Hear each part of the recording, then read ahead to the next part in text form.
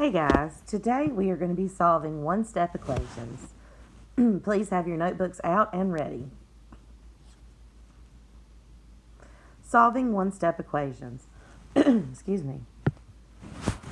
In order to solve an equation, we must isolate the variable and keep each side of the equation balanced.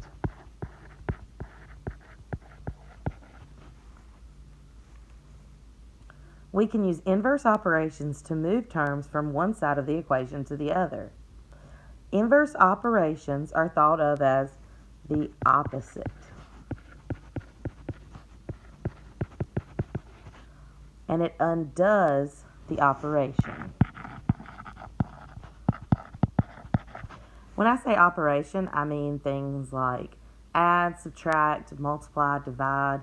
We will also get into square roots and squares. Also, the word isolate here means to get a variable by itself.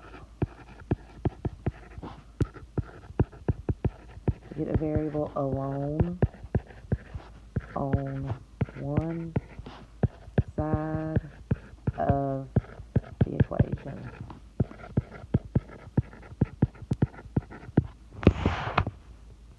Okay, press pause and write that down.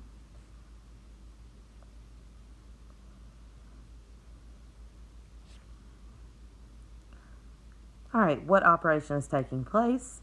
What is the inverse of that operation? So if we have an addition operation, what is the inverse? Subtraction. If we have subtraction, the inverse is addition.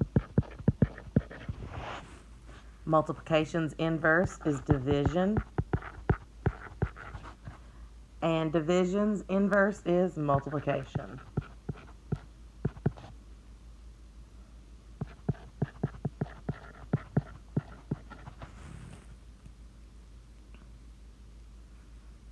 All right, use inverse operations to solve each one-step equation below. So, I'm going to draw what we call the river. You may have seen this in the past. This tells us that if we do something to one side of the equation or one side of the river, we have to do it to the other side. So, 4 is being multiplied by x. The inverse of that is going to be division. So, I'm going to divide both sides by 4, and x equals 4.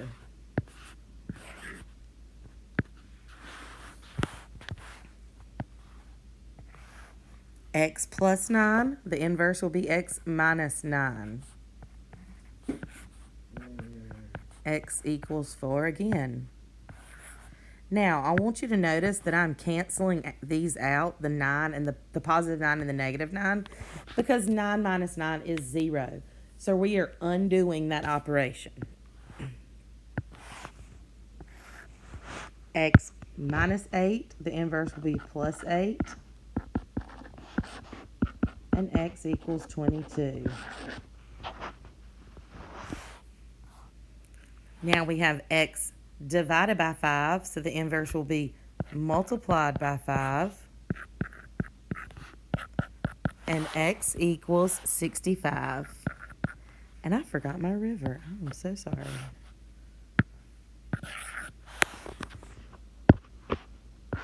Draw the river. X minus 6, the opposite is going to be plus 6. X equals 17. 2 times x, so the opposite or the inverse will be divided by 2.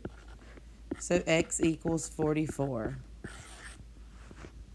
Take a moment and please write those examples down in your notebook.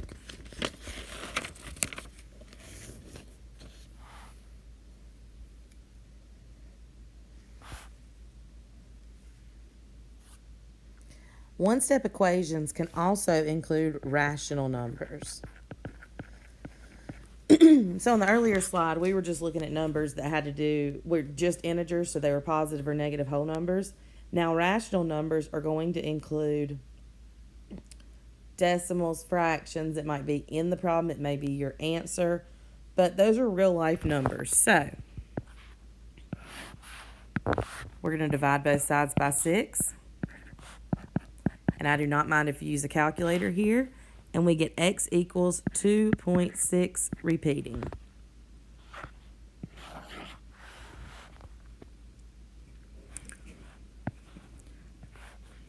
I'm going to subtract 2.5 from both sides. And we get x equals 5. Now, on number 9, let me make this a little larger. 2/3 is being multiplied by x. To undo this, we are going to multiply by the reciprocal. The reciprocal is the flip. So this cancels, and x equals 12. So I'm going to write a little note. Multiply by reciprocal. Okay. X is being divided by 3. So on this one, we are going to multiply by 3.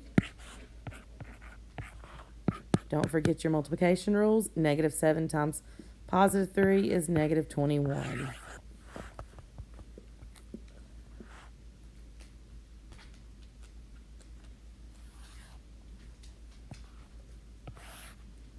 We have subtract 1.6, so we're going to add 1.6 to both sides.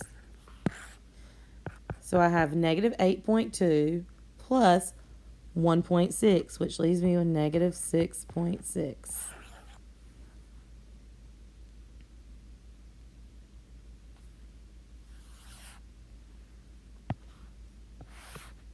I'm going to divide both sides by -4. Now, a big mistake I usually see here is children giving me +2 as their answer. This is -2 divided by -4. So we have a couple choices. We could say 1/2 or 0.5. Either answer would be acceptable. Now, there is going to be a second part to this lesson. So please, after you watch this video and take notes, watch the video directly below. Thank you. Email me with any questions.